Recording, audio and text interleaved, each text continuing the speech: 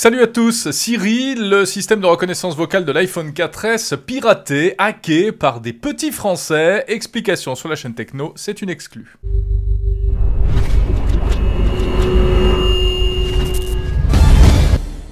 Alors vous allez voir, c'est un peu compliqué, mais ça mérite d'être expliqué, et on en parle avec Romain Goyer, qui est le cofondateur du site Appidium, qui est à l'origine de ce hacking.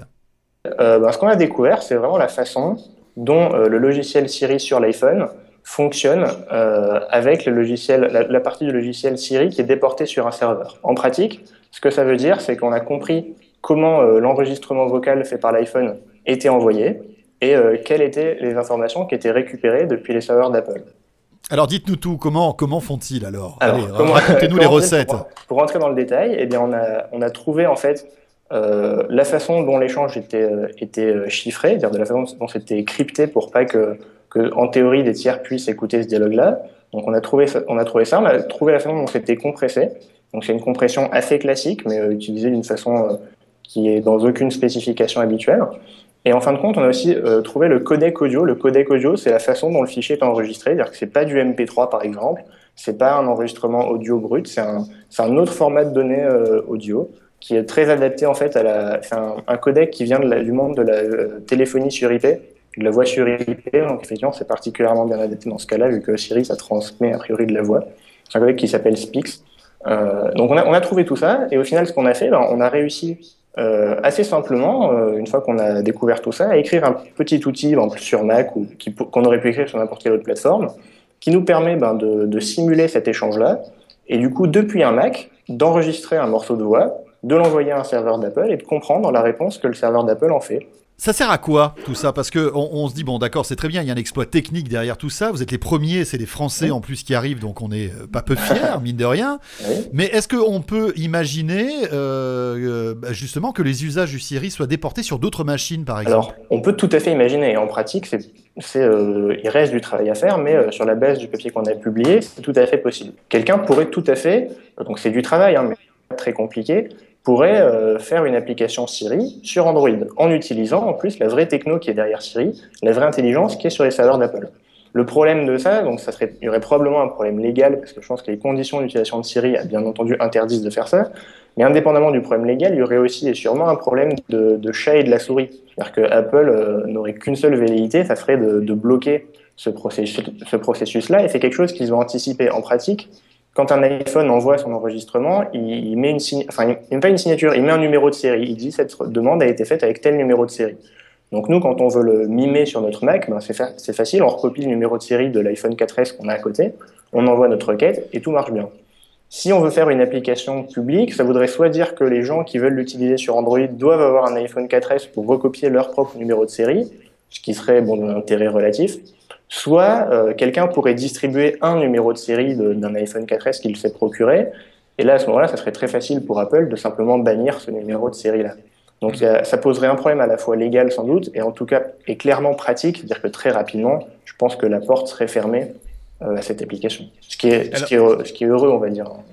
Alors, est-ce que Apple a réagi après ce que vous venez de faire? Est-ce que vous ne craignez pas des représailles? Pour l'instant, on a eu aucune nouvelle d'eux. On va dire pas de nouvelles, bonnes nouvelles. Après, des représailles, en pratique, nous, on pense qu'on n'a pas fait de mal, c'est-à-dire qu'on publie une documentation, on explique comment ça fonctionne, c'est-à-dire que la loi européenne autorise l'ingénierie inverse à des fins d'intercompatibilité. Donc nous, vraiment, c'était notre démarche, on a essayé de comprendre comment fonctionnait ce protocole-là, on va dire essentiellement pour le sport, vu qu'en pratique, ce qu'on a publié, c'est juste le fruit de notre recherche, et il n'y a pas d'application derrière, et c'est volontaire. On a voulu montrer en quelque sorte un peu notre expertise, montrer ce qu'on savait faire. Mais on ne veut absolument pas nuire à Apple, bien entendu. Alors, il y a aussi un autre débat concernant Siri qui anime un peu les foules sur le web, c'est le fait de se dire Siri, pour l'instant, est disponible que sur l'iPhone 4S, mais marcherait très bien aussi sur l'iPhone 4 ou le 3GS, etc. Est-ce que, justement, lorsque vous avez essayé de faire vos tests, vous vous êtes rendu compte, justement, de cet aspect? Est-ce que Siri peut marcher sur d'autres machines, en fait, que l'iPhone 4S? Alors, la première réponse, elle est évidente. Oui, bien entendu, Siri peut marcher sur d'autres machines que l'iPhone 4S. D'ailleurs, ça marche sur mon Mac de mon bureau. Ça prouve bien que ça marche sur d'autres machines. La vraie réponse, elle est plus compliquée et plus intéressante à la fois. De ce que j'en ai lu, ça c'est une information que j'ai pas vérifiée moi-même, l'iPhone 4S aura un capteur de proximité, vous savez, c'est le petit capteur qui permet d'éteindre l'écran quand on met le téléphone à l'oreille. Ça éteint l'écran. Il paraît que ce capteur serait un petit peu plus performant, ce qui permettrait à Siri de bien détecter quand est-ce que l'utilisateur se rapproche pour parler à Siri. Donc c'est pas évident de savoir pour la partie enregistrement sur l'iPhone, quand est-ce qu'elle doit enregistrer, quand est-ce qu'elle doit parler. Donc il paraît qu'il y aurait un petit composant matériel sur l'iPhone 4S en l'occurrence qui améliorerait ce comportement-là. Autre point, il y a d'autres hackers qui sont eux attaqués au problème de Siri sur iPhone 4S, 4 tout court pardon, et sur 3GS, et ça marche très bien. C'est-à-dire que là pour le coup, je suis pas sûr que ce soit très légal parce qu'ils recopient ils distribuent des fichiers qui sont la propriété intellectuelle d'Apple. Toujours est-il que le résultat est là, et oui, bien sûr, c'est tout à fait possible. Et ça reste un dictaphone à la base, donc c'est évident qu'un iPhone 4, même un 3GS, serait tout à fait capable de le faire. Et on peut comprendre tout à fait la démarche d'Apple. Après tout, c'est une compagnie, c'est pas une association à but non lucratif.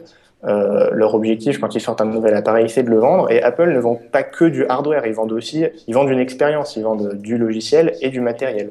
Donc quand ils vendent un nouvel iPhone 4S, c'est un nouvel iPhone qui va plus vite et qui a Siri en plus. C'est ça l'expérience qu'ils vendent.